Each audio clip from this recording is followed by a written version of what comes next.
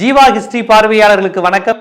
அரசியல், சினிமா, இசை ஆய்வாளர் உங்கள் ஆலங்குடி வெள்ளைச்சாமி தான் இன்றைய நேர்காணலில். வணக்கம். வணக்கம். தமிழ் சினிமாவை பொறுத்தவரை அந்த 50களின் தொடக்கத்தில் பாடல்களில் திராவிட இயக்க கருத்தும் இருக்கும், இடதுசாரி கருத்தும் இருக்கும்.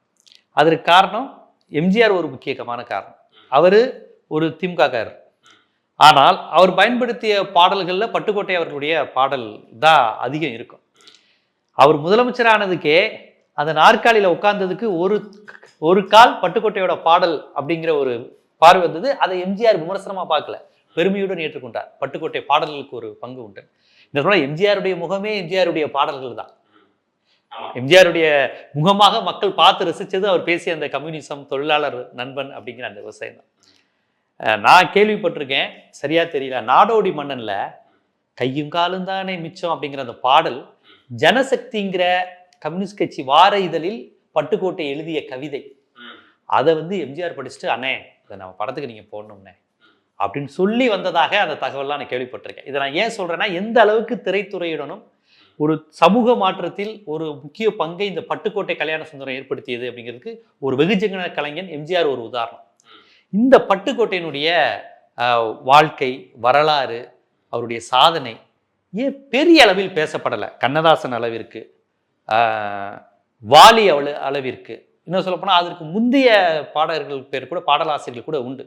உடுமலை நாராயண கவி, மருதகாசி, இவர்கள் பேர் கூட அவ்வப்போது அடிபடுது. இந்த பட்டுக்கோட்டைன்னு வரும்போது ஒரு 100% பொலிட்டிக்கல் அப்படிங்கிற மாதிரி ஒதுக்கிடுறாங்க. ஆனால் திரைத்துறையில் அவருடைய பங்களிப்புங்கிறது ஒரு பெரிய மாற்றத்தை ஏற்படுத்துது. அது ஏன்னு நீங்கள் பார்க்குறீங்க? நீங்கள் இப்போ வரைக்கும் பட்டுக்கோட்டையை தாண்டி சமூக விஷயங்களை யாரும் எழுதலை அப்படிங்கிற கருத்து இன்னைக்கு வரைக்கும் இருக்கு. ஏன் பட்டுக்கோட்டைக்கு இப்போ ஒவ்வொருத்தருக்கும் ஒரு பேர் இருக்கும். பட்டுக்கோட்டைக்கு மக்கள் கவிஞர் அப்படிங்கிற பேர். ஏன் மக்கள் கவிஞர் அப்படின்னா, அவன் காதல் பாட்டு எழுதினா கூட அதில் ஒரு மக்களை பற்றி சிந்திச்சிருப்பான். அதை தாண்டி யோசிச்சிருக்க மாட்டான். அதான் பட்டுக்கோட்டை. நீங்கள் அந்த காலகட்டத்தில் யார் பாட்டு எழுதி நல்ல பாட்டு எழுதியிருந்தால் அது பட்டுக்கோட்டைங்கிற கணக்கு இருந்துச்சு. மருதகாசி ஒரு நல்ல பாட்டு எழுதியிருந்தாரு அப்படின்னா, ஏய் இது பட்டுக்கோட்டை பாட்டுப்பா அப்படிமா. ஓ, அந்த மாதிரி. ஆமா, யார் நல்ல பாட்டு போட்டாலும் இளையராஜா தான் பேசிக்கிறாங்க. ஆமா, தேவாடா. ஆமா, இதே மாதிரி தான். இது பட்டு இல்லப்பா, இது உடுமலையாரு இல்லையே, உடுமலை ஒரு ஆளு தெரியாது எனக்கு, பட்டுக்கோட்டை பாட்டியா அப்படிமா. இது எப்போ நீடிச்சுன்னா, பட்டுக்கோட்டை சேர்த்து 10 வருஷம் வரைக்கும் நீடிச்சிச்சு. அப்போ என்ன அப்படின்னா, முதலாக நீங்கள் எந்த பாட்டு கொடுத்தாலும் அதுக்குள்ள மக்களுக்கு சிந்திக்கிற விஷயம் இருக்குல்ல, அதை பட்டுக்கோட்டை தான் அறிமுகப்படுத்துகிறான். அதை பின்னாடி ஒரு சில பேர் தொடர்றாங்க. அவன் எந்த பாட்டு கொடுத்தாலும், நீங்கள் ஒரு சோகப்பாட்டு கொடுத்தா கூட அதுக்குள்ளே ஒரு நீங்கள் சொன்ன பாட்டு இருக்க, காடு விளைஞ்சென்ன மச்சான் நமக்கு கையங்காலம் தானே மிச்சம், இது ஒரு வண்டி பாட்டு. ஓகே. ஆமாம், எனக்கு வண்டியில் போகும்போது பாடுவாங்க, சும்மா கிடந்த நிலத்தை கொத்தி சோம்பல் இல்லாமையே நடத்தி கம்மா கரையை ஒசத்தி கட்டி கரும்பு கொல்லையில் வாய்க்கா வெட்டி சம்பா பயிரை பறிச்சு நட்டு தகுந்த முறையில் தண்ணீர் விட்டு நெல்லை விளைஞ்சிருக்கு வரப்பும் உள்ள மறைஞ்சிருக்கு. நீ ஒரு காட்சியை கவனிச்சு பாருங்களேன். ஒரு காட்சியை சொல்கிறான், சும்மா கிடந்த நிலத்தை கொத்தி சோம்பல் இல்லாமல் ஏர் நடத்தி கம்மா கரையை ஒசத்தி கட்டி கரும்பு கொல்லையில் வாக்கா வெட்டி சம்பா பயிரை பறிச்சு நட்டு தகுந்த முறையில் தண்ணீர் விட்டு. நீங்கள் அவனை பட்டுக்கோட்டையில் என்ன சொல்லல பெரிய பிரயோகம் அப்படின்னா, ஒரு சொல்லு கூட அவன் தேவையில்லாமல் போட மாட்டான்.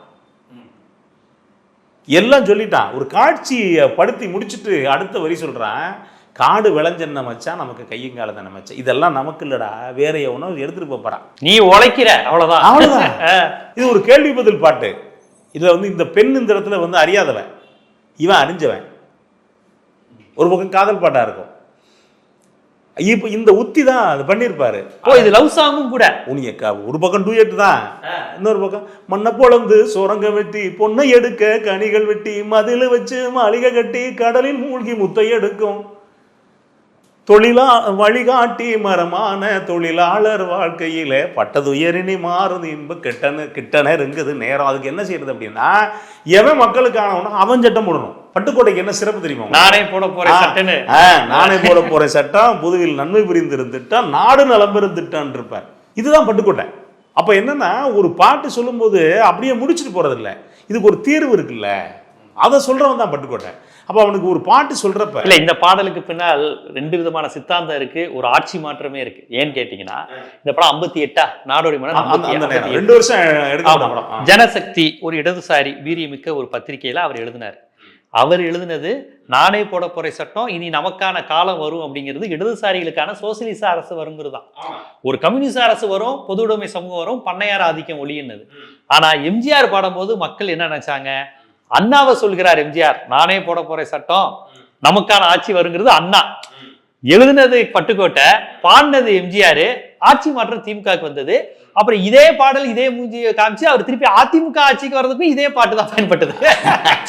ஒரு உங்களுக்கு காங்கிரஸ் ஆட்சி போய் கம்யூனிஸ்ட் ஆட்சி வரணுங்கிறது தான் பட்டுக்கோட்டையோட எண்ணம். ஆனா நடந்தது காங்கிரஸ் போய் திமுகவும், திமுக போய் அதிமுக. அது ஒண்ணு சொல்லுவாங்க, பிள்ளையார் பிடிக்க போய் குரங்கா மாறும்னு சொல்லுவாங்கல்ல, அது நடக்கும். எம்ஜிஆர் வந்து ஆரம்பத்துல அவரு எம்ஜிஆருக்கு எழுதல பட்டுக்கோட்டை. நீங்க முதல் அப்படியா? அது கிடையாது. ஆரம்பத்துல எம்ஜிஆருக்கு எழுதலையே. ஆரம்பத்துல மத்தவங்களுக்கு எல்லாம் எழுதுறாரு. சிவாஜிக்கு. ஆமா, ஆரம்பத்துல சிவாஜி கூட கிடையாது.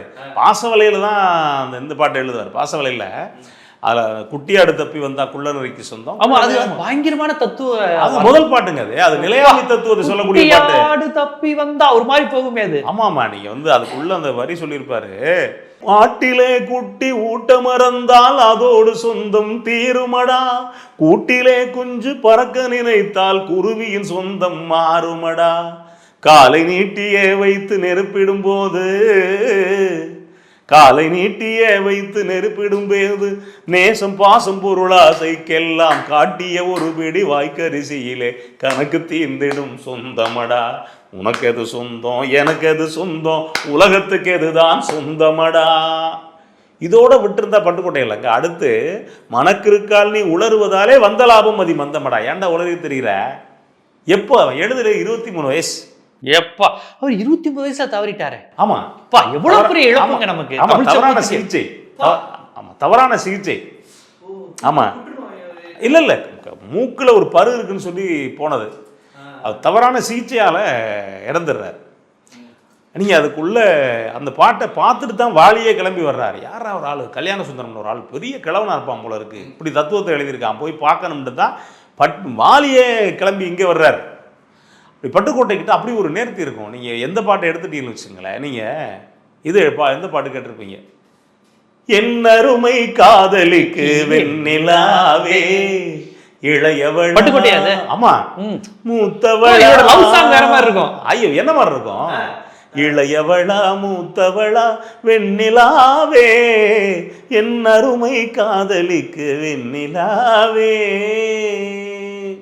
எங்க ஒப்பிடுறான் காதலிய? அவளுக்கு நீ மூத்தவளா இளையவளா அப்படின்னு நிலாட்ட கேட்குறான். நிலவுல கரை இருக்குல்ல, அதுக்கு அவன் என்ன சொல்றான்? கன்னத்தில் காயம் என்ன வெண்ணிலாவே, உன் காதலன் தான் கிள்ளியதோ வெண்ணிலாவே. அடுத்த வரி போட்டிருப்பான், நீ கள்ளமில்லா என் இதயம் வெண்ணிலாவே, ஒரு கள்ளியிடம் இருக்குதடி வெண்ணிலாவே, கெஞ்சினால் தரமாட்டால் வெண்ணிலாவே, நீ கேட்காமல் பறித்து விடு வெண்ணிலாவே, அஞ்சிட தேவையில்லை வெண்ணிலாவே, இது அவள் தந்த பாடபடி வெண்ணிலாவேன்றான். நீ இது ஒரு பக்கம் காதல் கவிதையா இருக்கும், இன்னொரு பக்கம் கவனிச்சு பார்த்தா கள்ளமில்லா என் இதயம் கள்ளியிடம் இருக்குதடி, அடுத்து கெஞ்சினால் தரமாட்டால் வெண்ணிலாவேன்றதுன்னா முதலாளி கெஞ்சினா கொடுக்க மாட்டான்டா, கேட்காம பறிச்சுக்க. அதான் கம்யூனிஸ்ட். இதுல ஒரு அரசியல் இருக்கு, அரசியல் உணர்வு கொடுத்துறாரு. காதல் இல்ல, நேரடி அரசியல். காதலுக்குள்ள கெஞ்சினால் தரமாட்டாள் வெண்ணிலாவே, நீ கேட்காமல் பறித்து விடு வெண்ணிலாவே. எப்பா தனி உடுமை கொடுமையில் தீர அவருடைய இன்னொரு வடிவம் தான், இன்னொரு வடிவம் தான்.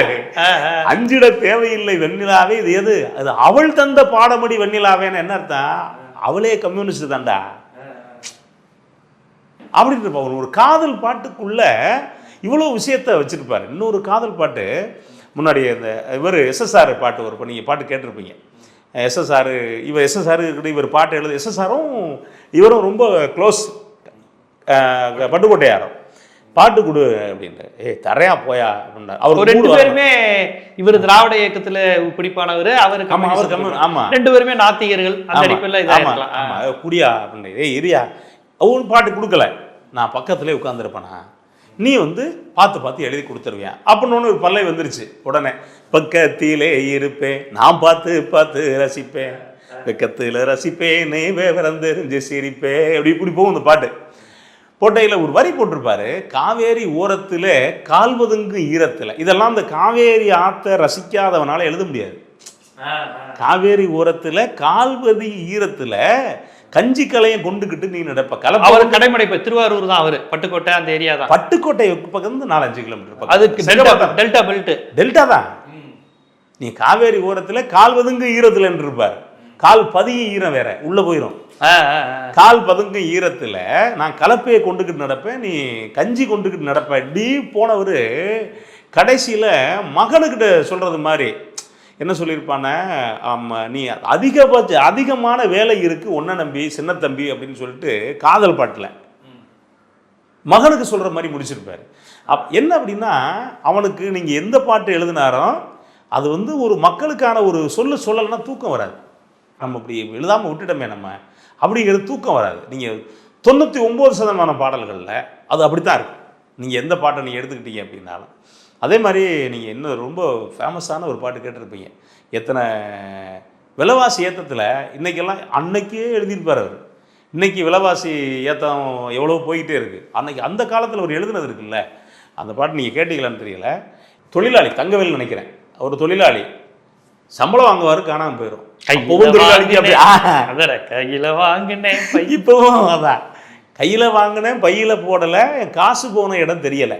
நீங்கள் ஒரு பண்பாடை ஒரு இதில் வைக்கிறான் பாருங்கள். நீங்கள் வந்துட்டு இதை நீங்கள் அவன் பொது உடைமை சிந்தனையாளர், அவன் தமிழ் பண்பாடை எங்கே கொண்டு போய், எனக்கு ரொம்ப ஆச்சரியமான செய்தி. கையில் வாங்கினேன் பையில் போடலை, காசு போன இடம் தெரியலை, என் மனைவி கேட்பா காரணம் கேட்பான்னா கரெக்டு. என் காதலி பாப்பா காரணம் கேட்பா. காதலி காரணம் கேட்கவே மாட்டான், அவளுக்கு தேவையில்லை. ஆனால் என் காதலி கேட்டால் கூட அவளுக்கு நான் பதில் சொல்லணும் அப்படிங்கிற அந்த எண்ணம் இருக்குது பாருங்கள். அது பண்பாடோட உயர்ந்த இடம். அது காரணம் கேட்பா, ஏது செல்வதுன்னு தெரியலை, ஏழைக்கு காலம் சரியில்லை அப்படின்றப்பான். மாதம் 30 நாள் உழைச்சி வறுமை பிடிச்சி உருவம் இழைச்சி காசை வாங்கினா கடன்காரன் எல்லாம் கணக்கு நோட்டோட நிற்கிறான், வந்து உனக்கு எனக்குன்னு பிக்கிறான். அப்போ நீங்கள் அங்கே போனால் கூட என் காதலி இருந்தால் கூட காதலி தொழிலாளிகிட்ட பிரச்சனை கேட்பா, இன்னைக்கு வருமானம் என்னடா வச்சுருக்க அப்படின்னு கேட்பா. அந்த எண்ணம் விரிகிறது இருக்குல்ல, அந்த சிந்தனை விரிகிறது தான் அவன் இன்னைக்கு வந்து மக்கள் கவிஞர் அப்படின்னு போற்றப்படக்கூடிய இடமா இருக்குது. இங்கே எந்த பாட்டை எழுதினாலும் நீங்கள் சொல்லுவாங்கல்ல, பாரதிதாசன் சொல்லியிருப்பார், நீலவான் ஆடைக்குள் உடல் மறைத்து நிலவென்று காட்டுகின்றாய் ஒளிமுகத்தை அப்படின்ட்டு இருப்பார். ஆனால் இந்த மனுஷன் என்ன எழுதியிருப்பார் அப்படின்னா, நிலவு பாட்டு ஒன்று எழுதியிருப்பார் தெரியுமா? ஆடை கட்டி வந்த நிலவோ கண்ணில் மேடை கட்டி ஆடும் பட்டுக்கோட்டை. ஆமா, குளிர் ஓடையில் மிதக்கும் மலர் ஜாடையில் சிரிக்கும் இவள் காடு விட்டு வந்த மயிலோ நெஞ்சில் கூடு கட்டி வாழும் குயிலோ. அதுக்குள்ள கூட ஆடை கட்டி வந்த நிலவோ அப்படின்னு தான் எழுதியிருப்பாரு. நீங்க இன்னொரு பாட்டு எனக்கு ரொம்ப பிடிச்சது, அதே இரும்புத்திரையில் இன்னொரு பாட்டு வரும். நீங்க காதலன் காதலி 2 பேரும் சந்திச்சுக்கிறாங்க. சந்திச்சுக்கும் போது இப்போ 2 பேருக்குள்ள ஒரு இது வருது, இவளுக்கு ஒரு சந்தேகம் வருது. காதல்னா என்னன்னு கேட்குறான். காதல்னா என்ன சொல்லுவாங்க, காலகாலமாக அது ஒரு கடவுள் கொடுத்தது அப்படின்னு தானே சொல்லுவோம், இப்படிதான் சொல்லுவாங்க. ஆனால் பட்டுக்கோட்டை என்ன சொல்கிறான், அவள் காதல்னு சொல்லலை, இவனும் காதல்னு சொல்லலை. பட்டுக்கோட்டை என்ன சொல்கிறான், இப்போ பெண்ணுக்கு எழுதி வைக்கிறான். அவள் சொல்கிறா, மலர் கொடி தலையாட்ட மரக்கிளையும் கை நீட்ட கிளையில் கொடி இணையும் படியானதும் ஏனோ அப்படிங்கிறான். அவ கேட்குறான், அவ இது வரைக்கும் சொல்லலை, காதல்னு சொல்லலை. இவன் பதில் சொல்கிறான், இயற்கையின் சுழற்சி முறை இளமை செய்யும் கிளர்ச்சி இவை ஏனென்று நீ கேட்டால் நான் அறிவேனோ. இவனுக்கு காதல் அவசரம் வேற, காதலனுக்கு. அதனால என்ன சொல்கிறான், அது இயற்கைடே, இப்போ என்ன என்கிட்ட போய் கேட்டுக்கிட்டு இருக்க, காதல் இயற்கை, பண்ணிட்டு போ. இயற்கையின் சுழற்சி முறை இளமை செய்யும் கிளர்ச்சி இவை ஏனென்று நீ கேட்டால் நான் அறிவேனோ. அந்த என்ன பாட்டு ஞாபகம் இருக்கா உங்களுக்கு? நெஞ்சில் குடியிருக்கும் அன்பருக்கு நான் இருக்கும் நிலைமை என்னவென்று தெரியுமா, நினைவை புரிந்து கொள்ள முடியுமா, என் நினைவை புரிந்து கொள்ள முடியுமா, அப்படி போயிருக்கும். அதே மாதிரி இன்னொரு பாட்டு இருக்கும் உங்களுக்கு, நீங்கள் எப்படி ரசித்து கேட்டீங்கன்னு தெரியல. சேவலை வச்சு எழுதியிருப்பார், கோழி சேவலை வச்சு ஒரு பாட்டு எழுதியிருப்பார். இதே வந்து நீங்கள் தனியாக பார்த்து காதல் பாட்டு, கொக்கர கொக்கரக்கோ சேவலே கொந்தளிக்கும் அன்பிலே கொண்டிருக்கும் கொந்தளிக்கும் நெஞ்சிலே கொண்டிருக்கும் அன்பிலே அக்கறை காட்டினால் தேவலே.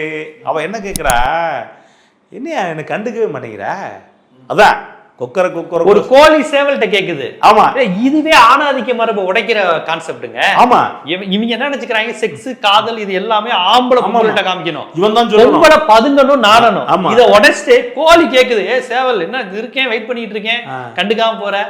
ஆமா, அது கூட அது கூட என்ன பண்பாட்டோட சொல்றேன், கொந்தளிக்கும் நெஞ்சிலே கொண்டிருக்கும் அன்பிலே அக்கறை காட்டினால் தேவலை. உடனே அவன் ஆண் சொல்றான், குப்பைய கிளறி விடும் கோழியே கொண்டிருக்கும் அன்பிலே 2 முண்டு என்று நீ கண்டதும் இல்லையோ வாழ்விலே. அடுத்து இவ கேட்கிறா, காலம் நேரம் அறிந்து உலகை தட்டி எழுப்பும் சேவலே, காத்திருப்பவரை கொத்தி விரட்டிடும் காரணம் என்ன சேவலே. ஓ, உலகத்துக்கெல்லாம் நல்லது செய்யறியல்ல, நீ ஒரு பொது உடைமை சிந்தனையான உலகத்துக்கெல்லாம் நல்லது செய்கிற, ஆனால் பக்கத்தில் லவ்வர் ஒருத்தி இருக்கேன், என்னைய பார்க்காம கொத்தி விரட்டிக்கிட்டு இருக்கியா அப்படின்னு அவ கேட்குறா. அவன் அடுத்து என்ன சொல்றான் கவனிச்சு பார்த்தீங்களா, கொத்தவும் இல்லை விரட்டவும் இல்லை குற்றம் ஏதும் நடந்திடவில்லை, கொண்ட நினைவுகள் குலைந்து போனவின் காரணம் ஏது கோழியே, அந்த எண்ணம் தவறு கோழியே. நீ நினைக்கிறது தப்பு, நான் உன் மேலையும் காதல் வச்சிருக்கேன், ஆனா இந்த சமூகத்து மேலையும் நான் காதல் வச்சிருக்கேன். நீங்க ஒரு பாட்டுக்குள்ள, இது காதல் பாட்டு தான், ஆனா அதுக்குள்ள இன்னொரு விஷயத்தை காட்ட முடியுது இல்லையே பட்டுக்கோட்டையால. அதனாலதான் நீங்க கடந்து போகலாம். இவர் கல்யாண பரிசு பட்டுக்கோட்டை தானே? ஆமா, கல்யாண பரிசு பட்டுக்கோட்டை தான். வாடிக்கை மறந்தது. ஆமா ஆமா ஜெமினி கணேசன் அவருக்கு. ஆமா ஆமா ஆமா ஆமா இந்த சைக்கிளுக்கு ரொம்ப இவருக்கு ஏஎம் ராஜாவுக்கு பட்டுக்கோட்டையை ரொம்ப பிடிக்கும், ஸ்ரீதருக்கு ரொம்ப பிடிக்கும் பட்டுக்கோட்டை. ஸ்ரீதர் படம் தானே? ஸ்ரீதர் படம் தான். ஸ்ரீதருக்கு ரொம்ப பிடிக்கும் பட்டுக்கோட்டை. பட்டுக்கோட்டை இறந்த பிறகுதான் வந்து கண்ணதாசன் வர்றாரு. இன்னொன்று ஏஎம் ராஜாவே ரொம்ப பிடிக்கும். ஏஎம் ராஜா முடியாதுன்னு சொன்ன பிறகுதான் எம்எஸ் சாந்த வர்றாரு. அதில் நீங்கள் வாடிக்கை மறந்தது ஏனோ என்னப்பா நிறைய பேர் பேசித்துட்டாங்க எத்தனை. ஆமாம் ஆமாம் ஆமாம், காந்தமோ இது கண்ணொளிதானோ, காதல் நதியில் நீந்திடும் மீனோ, கருத்தை அறிந்தும் நாணம் ஏனோ அப்படின்னா ஆண் தொட போகிறான். ஏன் நான் சொல்கிறேன்ல, லவ் தானே வா என்ன. அவ உடனே பொறுமை இழந்திடலாமோ, பெரும் புரட்சியில் இறங்கிடலாமோ, அதோட விட்டுருந்தா பரவாயில்ல. அடுத்தவரே சவுட்டில் அடிக்கிற மாதிரி கொடுத்துருப்பான். நான் கருங்கல்லு சிலையோ, காதல் எனக்கு இல்லையோ, வரம்பு மீறுதல் முறையோ, சைக்கிளும் ஓடமன் மேலே 2 சக்கரம் சுழல்வது போலே, புது மங்கை எந்த மனதில் பொங்கி வரும் நினைவில் மாற்றம் காண்பதும் ஏனோ. அது என்ன சொல்றாங்க ஒழிச்சு பாருங்களேன். இதே கண்டென்ட்டை இன்னொரு பாட்டு நீங்கள் வந்து வித்தியாசம், அதே ஏஎம் ராஜா தான். ஏஎம் ராஜா ஆஹா ஓஹோ அப்படிங்கிறவர் ஹம் மட்டும் பண்ணியிருப்பார். அதில் அந்த பாட்டு நீங்கள் கேட்டிருப்பீங்க. பேரில்லாத கொடிதனில் ஆஹா வாழில்லாத ஒரு அணில் ஓஹோ, ஆளில்லாத நேரம் பார்த்து தாவி பிடிக்குது கையை, ஆசைனாலே மனம். பெண் பாடுவா இவன், ஆண் ஏஎம் ராஜா குரல் கொடுத்து ஆஹா அஞ்சுது கெஞ்சுது தினம் ஓஹோ, அன்பு மீறி போனதாலே அபிநயம் புரியுது முகம் ஐசி ஐசி ஐசி இருப்பாரு. இப்போதான் இந்த வரி வரும். நாணம் கொண்டு ஓடும் கண்கள் தாளம் போடுதே, அதை காணும் தென்றல் காதில் வந்து கானம் பாடுதே அப்படிங்கல. இவன் நம்மளை தான் சொல்றான் நினைச்சுக்கிட்டு கிட்ட தொடப்போவான். வேறில்லாத கொடிதனில் ஓஹோஹோ, அது யாரு இவ. வாழில்லாத ஒரு அணில் யார் அவன். ஆஹா ஆளில்லாத நேரம் பார்த்து தாவி பிடிக்குது கையை, ஏய் குன்றுவேன் தொடாத அப்படின்னு நினைப்ப. உடனே சாரி, ஒரு பண்பாடு இருக்குல்ல, அதுக்குள்ள கூட ஒரு பெண்ணியம் காக்கக்கூடிய அந்த விஷயம் இருக்குல்ல, அது வெறும் பொது உடைமைன்னு மட்டும் இல்ல. ஒரு அடிப்படைவாதி கிடையாது அவரு, பண்பாட்டு பாதுகாவலர்கள் கிடையாது. அவர் ஆண் பெண் சமத்துவத்தை விரும்புகிற ஒரு பொது உடைமை சிந்தனையாளர். காதலை பேசுகிறார், அதில் ஆண் பெண் இருவருக்கும் காதல் உணர்ச்சி இருக்குன்னு பேசுறாரு. அதுல வந்து அவர் மேலாதிக்கத்தை ஹையார்கியை கொடுக்கல. ஆம்பளை அப்படி இருப்பான், பொம்பளை நானுவா அப்படிங்கிற அந்த கான்செப்ட் உடைக்கிறாருல. கற்பு நிலை என்றால் இரு கட்சிக்கும் அதை பொதுவில் வைப்போம். நல்ல பாரதி அதை இங்க கொண்டு வந்து வைக்கிறாரு. எளிய மக்களுக்கு கொண்டு போய் சேர்க்கறது மாதிரி யதார்த்தமா கொண்டு போய் சேர்க்க முடியுது இல்லையா. நீங்கள் இன்னொரு பாட்டு நாடகங்களில், நீங்கள் தென் மாவட்டங்களில் நாடகங்கள், அதில் குறிப்பாக ஹரிச்சந்திரால் நாடகத்தில் இந்த பாட்டு ரொம்ப ஃபேமஸாக பாடுவாங்க. நீங்கள் கேட்டீங்க. ஆமாம்மா, டிஆர் மகாலிங்கம் பாடியிருப்பார். காதலுக்கு 4 கண்கள், கல்வருக்கு 2 கண்கள், காமுகரின் உருவத்திலே கண்ணும் இல்லை காதும் இல்லை கண்ணு அப்படி போகும் இந்த பாட்டு. நீதியின் எதிரிகளாய் நிலைமாறி திரிபவர்கள் பாதையில் நடப்பதில்லை, பரமனையும் மதிப்பதில்லை. யாரு? அவன் கடவுள் பக்தன்னு சொல்லுவான், ஆனால் உண்மையிலே கடவுளை மதிக்க மாட்டான். பாதகம் கொஞ்சமில்லை, பண்புமில்லை, முறையும் இல்லை, பேதை பெண்கள் இதை பெரும்பாலும் உணர்வதில்லை.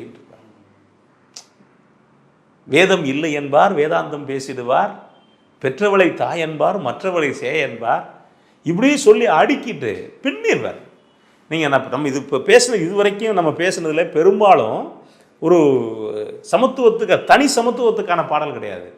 ஆனா இது முழுக்க லவ்ல பேசும்போது, ரொமான்ஸை பேசும்போது சமத்துவம் வந்துகிட்டே இருக்கு. பேசும்போது நீங்க ஏதாவது ஒரு டிராவல் ஓடிக்கிட்டே இருக்கு. அது மட்டும் இல்லை, நீங்க பாடும்போது அதை நான் கவனிச்சேன். நீங்க பாடினது உங்களுடைய தொண்டை, நாக்கு, அப்புறம் நினைவாற்றல் இருந்து பாடுறீங்க. பக்கத்துல எம்எஸ்வியும் இல்லை, கேவி மகாதேவனும் இல்லை, கண்டசாலா யாருமே இல்லை. ஆனா அந்த பாடல் என்ன நயத்துல மக்களிடம் வந்ததோ, வீடியோல கேட்டதோ, சினிமால கேட்டதோ அதே மாதிரி இருந்துச்சு பாத்தீங்களா? அப்ப இசையின் ஆதிக்கத்தை விட வரிகள், மொழியின் ஆதிக்கம் நிறைய இருந்திருக்கு. அதை கவனிச்சிங்களா? அந்த வரி அப்படியே தெளிவா வந்து விழுகுதேங்க நமக்கு. ஆமா, நீங்க வந்து பெருசா இருக்காது, ஒரு தாளம், ஒரு சின்ன கருவி, ஒரு லீட் இன்ஸ்ட்ருமெண்ட், இந்த ரெண்டோட தான் போகும். ஆனா நீங்க பாட்டு உங்களுக்கு காலம் கடந்து நிற்கும். நீ ஆசையினாலே மனம் பெருசா இருக்காது ஏம் ராஜா, ஆனா நீங்க கேட்டுக்கிட்டே இருப்பீங்க. அது காரணம் என்ன? வரிகளுடைய ஆதிக்கம். அதை நீங்க ஒரு சொல்லு கூட பட்டுக்கோட்டைகிட்ட அர்த்தமற்ற சொல் பார்க்கவே முடியாது. நிறைய பேர்கிட்ட இன்னைக்கு அர்த்தமுள்ள சொல்லே பார்க்க முடியாது. சொல்லே பார்க்க முடியாது. நீங்க சொன்னீங்க அனிருத் தவள சத்தம் மாதிரி இருக்கு, மியூசிக் ஆகிட்டாங்க. என்னடா இதானே பேக்ரவுண்ட் அப்படிட்டாங்க. இங்க கோழி கத்துச்சா? ஆமா, அதை பிடிச்சிட்டு தான் போட்டிருக்கான். ரைட் போ. அப்போதான் நம்ம பட்டுக்கோட்டையை வியக்க வேண்டியிருக்கு. இன்னைக்கு வரைக்கும் ஒரு தனி இடம் பட்டுக்கோட்டைக்கு இருக்குது. காரணம் என்ன அப்படின்னா, அவன் மக்களுக்கான ஒரு கலைஞன், மக்களுக்கான ஒரு கவிஞன். அவன் எது பேசுனாலும் மக்களை பற்றி தான் பேசுவான். ஒரு ஜாலி பாட்டுன்னா கூட மக்களை பற்றி தான் பேசுவான். ஒரு காதல் பாட்டுனா மக்களை பற்றி தான் பேசுவான். ஒரு பொது உடைமை பாட்டு, ஒரு சோகப்பாட்டு அப்படின்னா கூட மக்களை பற்றி தான் பேசுவான். ஒரு புணத்தை தூக்கி போட்டுக்கிட்டு இருந்தால் கூட அந்த புணம் எந்த சாதியில் பிரச்சனையில் மாட்டிக்கிச்சுன்னு தான் பேசுவான். அதுதான் பட்டுக்கோட்டை. அது மட்டும் இல்லைங்க, அவரை பற்றி நான் படிக்கும்போது கேள்விப்பட்டிருக்கேன். பேருந்தில் போயிட்டு இருந்தாராம் மெட்ராஸில், மவுண்ட் ரோட்டில் வேலை. அப்போ ஏதோ நடக்குது, பஸ்ஸுலேருந்து எட்டி பார்த்தாராம். வேலை நடந்தால் அந்த சிவப்பு கொடியை நட்டு வைப்பாங்கல்ல, கொடி வேலை நடக்குது. உடனே எங்கு மேடு பள்ளம் இருந்தாலும் சிவப்பு கொடி வந்துருது இல்ல அப்படின்னாராம். அது மைண்டை பாருங்க, வே ஆஃப் தாட். ஒரு விஷயத்தை எப்படி பாருங்க, ரோட்லயோ சமூகத்திலயோ மேடு பள்ளம் இருந்தா சிவப்பு கொடி வந்துருதுலங்க அப்படிங்கிறது. அவன் எப்படி வாழ்ந்தவங்கிறதுங்க ஒரு செய்தி சொல்லுவாங்க. நிறைய செய்தியில பார்த்துருக்கலாம் நீங்க. திண்டுக்கல்ல அப்போ வந்து பட்டுக்கோட்டை வந்து பாட்டை எழுதல, சினிமாவுக்கு கிட்டத்தட்ட 22 தொழில் பார்த்ததா சொல்றாங்க. ஆமா, 22 தொழில் பார்த்ததா சொல்றாங்க. நான் ஒரு தொழில் கம்மியாக பார்த்துருப்பேன், அவ்வளோதான். நானும் எல்லா தொழில் பார்த்துட்டேன் கிட்டத்தட்ட. இப்போ திண்டுக்கல்லில் நாடகம் நடக்குது விவசாய சங்கம் சார்பாக. அந்த நாடகத்துக்கு இவர் பாட்டு எழுத போகலாம் அப்படின்னு கூப்பிட்டு போகிறாங்க. அங்கே எழுதுனதான் அவர் தேனாறு பாயுது, செங்கதிரும் காயுது, ஆனாலும் மக்கள் வயிறு காயுது அப்படின்னு ஒரு பாட்டு எழுதுனா. அது இன்னைக்கு வரைக்கும் ரொம்ப, அது இன்றைக்கும் அது இது பொருந்துறதா இருக்குன்னு வச்சுக்கோங்களேன். அப்போ அதில் ஒரு நாடகம், அந்த நாடகத்தில் இவருக்கு வந்து ஒரு போலீஸ் வேஷம் வந்து விவசாயிகள் கோஷம் போட்டு வருவாங்க, புரட்சி ஓங்குக, விவசாயிகள் வாழ்க அப்படின்னு. விவசாயிகளை அடித்து விரட்டுற ஒரு கேரக்டர் இருக்குது, போலீஸ் கேரக்டர். இவர் நாடகப்படி அடித்து விரட்டணும். வேஷம்லாம் கொடுத்துட்டாங்க. வேஷம்லாம் கொடுத்தா அடித்து விரைக்கணும். இவர் தள்ளி விட்டுக்கிட்டு இருக்காரு, போங்க போங்க அப்படின்னு. டைரக்டரு டென்ஷன் ஆகிட்டார், பாலச்சந்திரன் நினைக்கிறேன், டென்ஷன் ஆகிட்டார். ஓ கல்யாண சுந்தரம் அடியா அப்படின்ட்டு இருக்காரு பின்னாடி இருந்து. இவர் போங்க சொன்னால் கேளுங்க, லத்தி கையில் இருக்குது, போங்க சொன்னால் கேளுங்க அப்படின்ட்டு இருக்காரு. ஸ்க்ரீனை இழுத்து விட்டாங்க. ஏன் அறிவு இருக்கா அவனுக்கு? விவசாயிகள் கோஷம் போட்டு வர்றான், அடியானா சீனில் போயிட்டு அடிக்காமல் தள்ளி விட்றா அப்படின்னு இருக்காரு. அப்போ பட்டுக்கோட்டை சொல்லியிருக்கான், நடிப்புக்கு கூட விவசாயிகளை என்ன அடிக்க மனசு வரலைங்க அப்படின்ட்டு இருக்கான். அப்போ நீ அவனுடைய சிந்தனையை யோசிச்சு பாருங்களேன். ஏன் ஒரு கவிஞனை நம்ம மதிக்கிறோம்? வேறு 150 பாட்டு எழுதுன கவிஞனை ஏன் மதிக்கிறோம் அப்படின்னா, அவன் வாழ்க்கை வேற, வார்த்தை வேற, வாழ தெரியாதவன். இந்த ஊரில் சொல்லுவாங்கள்ல, படிக்கிறது ராமாயணம், இடிக்கிறது பெருமாள் கோயில் அப்படின்ட்டு பொது உடைமை பேசிட்டு வாழ்க்கையில் வேற ஒன்றா வாழலை. ஆனால் அதுக்கான அங்கீகாரத்தை கோடம்பாக்கமும் தரல, நம்ம பொது சமூகமும் தரலன்னு நினைக்கிறேன். ஏன்னா இன்றைய காலகட்டத்தில் அவர் கடத்தப்படலையே. கம்யூனிஸ்ட் அவர் ஏதோ எம்ஜிஆருக்கு பாட்டு பாடினாருக்கிறத தாண்டி இப்போ நான் வந்து எம்ஜிஆருங்கிற டாபிக் எடுக்காமலே உங்ககிட்ட இவ்வளோ பட்டுக்கோட்டையை நான் வாங்கிட்டேனே. எனக்கே பட்டுக்கோட்டைனா எம்ஜிஆர் பாட்டு தாங்க எனக்கு தெரியும். சின்ன பயலிலிருந்து எம்ஜிஆரும் பட்டுக்கோட்டையும் தான் எனக்கு நினைவாகிட்டு சின்ன பையில என்ன தெரியுமா, என்ன சொல்லுவாங்க தெரியுமா? அது தெரியுமா உங்களுக்கு? சின்ன பையில எம்ஜிஆர் திட்டி எழுதின பாட்டு. ஓ ஐயோ, அது சொல்லுவாங்க. அது கிட்டத்தட்ட உண்மைதான் நினைக்கிறேன். என்ன சொல்லுவாங்க, பட்டுக்கோட்டை கோவமா எம்ஜிஆர் மீது? ஆமாமா, எம்ஜிஆருக்கு பாட்டுகள் ரெண்டு போயிட்டாரு பட்டுக்கோட்டை. எம்ஜிஆர்கிட்ட ஒரு விஷயம் உண்டு. ஒரு திறமை இருந்தால் அதை அங்கீகரிச்சிருவார். அது திறமைசாலிகிட்ட எப்படியும் திறமையை பயன்படுத்திடுவார். எம்ஜிஆர்கிட்ட அந்த ஒரு பழக்கம் உண்டு. எழுத முடியாதுன்னு போயிட்டாப்புல. எம்ஜிஆரோட பட்டுக்கோட்டை சின்ன ஆளு, கண்ணதாசனுடைய சின்ன ஆளு. எழுத முடியாதுன்ட்டு போயிட்டாரு. பின்னாடி இவருக்கு பட்டுக்கோட்டைக்கிட்டு சில சூழ்நிலை சொல்லி பாட்டு எழுதியிருக்கேன் கேட்குறாரு. இவர் தாமதப்படுத்தினா எம்ஜிஆர் பட்டுக்கோட்டை வீட்டுக்கே போயிட்டார். பட்டுக்கோட்டை வீட்டுக்கு போனால் பட்டுக்கோட்டை அங்கே வீட்டில் இல்லை, எங்கே பிராட்வேல சலூனில் உட்காந்துருக்காரு அப்படின்னு. எம்ஜிஆர் காரு அங்கே போய் நிற்குது. சலூனில் போய் நிற்குது. என்ன கல்யாணம் சுந்தரம்? அண்ணா சொல்லுங்கண்ணே, இந்த பாட்டு கேட்ட நான் எழுதி கொடுக்க மாட்டியா? நான் எழுதித்தானே. ஏன்னா நேரில் வந்து கேட்டார். ஒன்றும் சொல்ல முடியலை. பெரிய சங்கடம் இல்லை, பெரிய சண்டையெல்லாம் இல்லை, ஏதோ சின்ன சங்கடம் நடந்திருக்கு. இவனும் கவிஞன்ல கோவம் இருக்கும்ல, அவனை போயிட்டாப்புல. போயிட்டுனா அடுத்த நாள் பாட்டு போயிடுச்சு. பாட்டு போனால் இந்த மாதிரி பாட்டு, அண்ணே பாட்டு இருக்குது, நல்லா எழுதியிருக்காப்புல, ஆனால் அதை படத்தில் வைக்க முடியாது. ஏன் வைக்க முடியாது? உங்களை திட்டி தான் எழுதியிருக்காப்புல அப்படின்ட்டு. என்ன அப்படின்னு யார் சொல்கிறா? உதவியாளர் சொல்கிறாப்புல. என்னைய திட்டி எழுத போகிறா அப்படின்ட்டு இருக்காப்புல. எம்ஜிஆருக்கு வந்து திரை உலகத்தில் 4 பேருக்கு பேர். எம்ஜிஆருக்கு சின்னவர், அவங்க அண்ணன் சக்கரபாணிக்கு பேர் பெரியவர், எம்ஆர் ராதா அண்ணன், சிவாஜி தம்பி. ஓ, இதெல்லாம் அங்கே நிக்நேம். சிவாஜினா தம்பி, தம்பி சக்கரபாணி பெரியவர், ஆமா. எம்ஜிஆர்னா சின்னவர், ஆமா. அண்ணன் யாரு? எம்ஆர் ராதா. எல்லாருக்கும் அண்ணன். ஆமா, அண்ணன், எல்லாருக்கும் அண்ணன் தான் அவரு. அப்படின்னா போன உடனே இவர் எழுதியிருக்காரு. அவர் பேர் சின்னவரா? இவர் எழுதியிருக்காரு, சின்ன பயலே சேதி கேளுடா, நான் சொல்ல போற வார்த்தையை நல்லா எண்ணி பாருடா. இது கூட பரவாயில்ல. அடுத்த வரி, ஆளு வளரணும் அறிவு வளரணும், அதுதான்டா வளர்ச்சி. உன்னை ஆசையோடு ஈன்றவளுக்கு அதுவே நீ தரும் மகிழ்ச்சி. இதை விட இன்னும் சூடு ஏற்றுற மாதிரி ஒரு வரி போட்டிருப்பாருங்க. உன் நரம்போடு தான் பின்னி வளரணும் தன்மான உணர்ச்சி அப்படின்னு இருக்காரு. எம்ஜிஆர் கோவம் தானே வரணும், டென்ஷனாக இருக்குல்ல, கூப்பிட்றாங்களே அப்படின்னு கோவம் தானே வரணும். எம்ஜிஆர் எவ்வளோ பெரிய கெட்டிக்காரன் தானே யோசிச்சு பாருங்களேன். கூப்பிட்டு அவன் என்னைத்தான் திட்டி எழுதியிருக்காருன்னு யாருக்கு தெரியும்? அவனுக்கு தெரியும், எனக்கு தெரியும், உனக்கு தெரியும், வேற யாருக்கும் தெரியாதுல்ல? தெரியாது. வைடா, மக்களுக்கு தேவையான பாட்டு இது அப்படின்னா.